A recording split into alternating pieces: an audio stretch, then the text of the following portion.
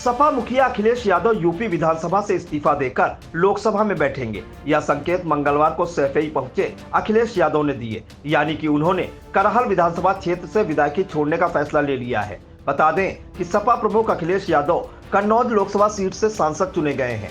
सैफई पहुंचने पर अखिलेश यादव ने अपनी जीत के लिए कन्नौज की जनता के प्रति आभार व्यक्त किया। लोकसभा चुनाव के दौरान आसमान से उगल रही आग के बीच हुए मतदान और सपा की जनसभाओं में उमड़ी भीड़ के प्रति धन्यवाद ज्ञापित करते हुए सपा प्रमुख अखिलेश यादव ने क्या कहा, आइए पहले उसे सुन लेते हैं। धन्यवाद देना चाहता हूँ कि इस बार तपती हुई गर्मी में जहाँ लोग घरों से नहीं निकल रहे थे और उतनी दोपहरी में या कैसा भी समय रहा होगा, समाजवादी कार्यकर्ता सभाओं में आया, घर घर गया, गांव-गांव गया और पार्टी के कार्यक्रमों को लेकर के जनता के बीच में लगातार बना रहा। मैं एक एक समाजवादी कार्यकर्ता, नेता, संगठन के पदाधिकारियों को बहुत बहुत धन्यवाद देना चाहता हूं और उनको बधाई देना चाहता हूं।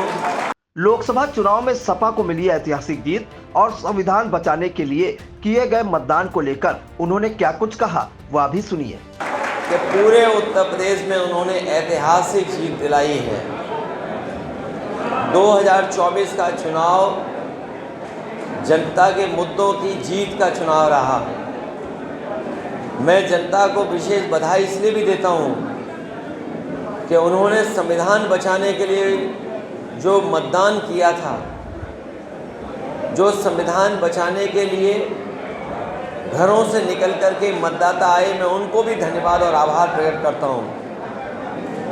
हमें उम्मीद है कि इसी तरीके से हम सब लोग मिलकर के समाजवादी पार्टी की विचारधारा को और मजबूत बनाएंगे और गांव, गरीब और जो हमारे तमाम पिछड़े, दलित, आदिवासी भाई बहनें, उनको जोड़ करके अपने साथ लगातार इसी तरीके से कदम मिला करके चलने का काम करेंगे। मीडिया से बातचीत के दौरान अखिलेश यादव ने केंद्रीय मंत्रिमंडल पर भी सवाल उठाए। सपा मुखिया ने कहा कि केवल तारीख बदली है, चुनाव बदला है, बाकी सब कुछ पुराना है। केवल 2024 तारीख बदली है, साल बदला है, बाकी तो सब कुछ पुराना दिखाई दे रहा है।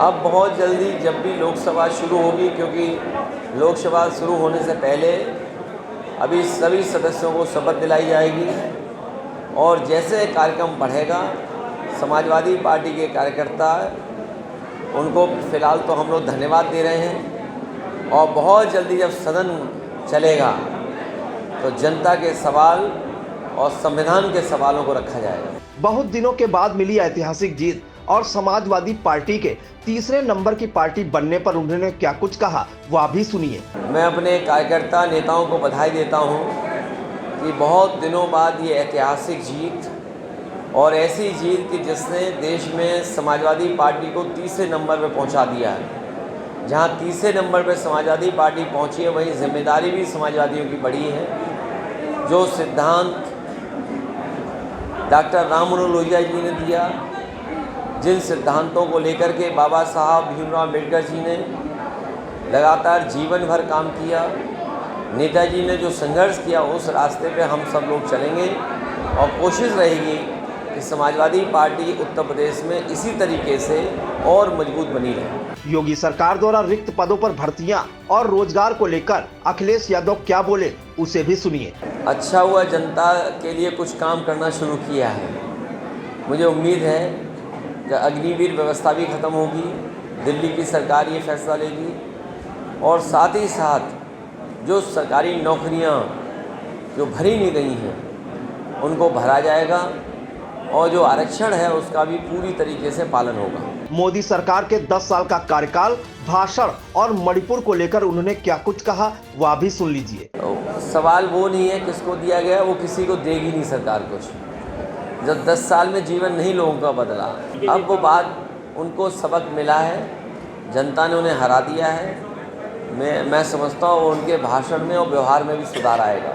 मणिपुर को और मणिपुर की जनता के लिए सुरक्षा और उनके तमाम अधिकारों को और उनके जो अधिकार हैं उसके लिए सरकार को सबसे पहले कदम उठाना चाहिए। बताते चले कि लोकसभा चुनाव 2024 में समाजवादी पार्टी को अप्रत्याशित सफलता हासिल हुई है। सपा ने यूपी में 37 सीटें जीती हैं। इसके साथ ही समाजवादी पार्टी देश की तीसरी सबसे बड़ी पार्टी बन गई है। माना जा रहा है कि पीडीएफ फार्मूला काफी हद तक सफल रहा है। इस सफलता के बाद सपा मुखिया अखिलेश यादव ने करहल विधानसभा की सीट छोड़ने का फैसला लिया है, जिसके बाद यूपी में नेता प्रतिपक्ष के पद के लिए भी चर्चाओं का दौर जारी हो गया है। ऐसे ही करहल सीट पर भी उपचुनाव को लेकर सैफई के यादव परिवार के किसी सदस्य को उतारे जाने को लेकर चर्चाएं होने लगी हैं।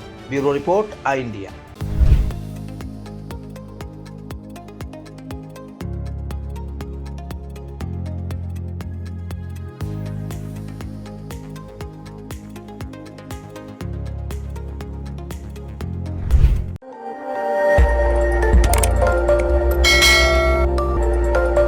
खबर आपकी, नजर हमारी। देखते रहिए आई इंडिया।